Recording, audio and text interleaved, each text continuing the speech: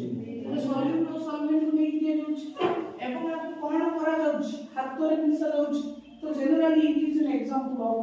homogeneous mixture हमें पढ़िले first one है ना homogeneous mixture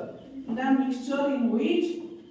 the components are uniformly distributed throughout माने जदि कंपोनेंट्स गुडा को भलो भाबरे पूरा मिस जाइतिबो जेमिति कि एई सरगत सॉल्यूशन ले चीनी लूण आ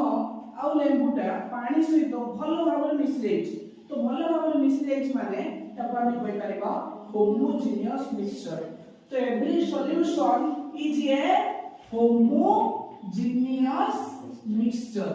जदि गुटे छुआटे बेसी पानी पके देछि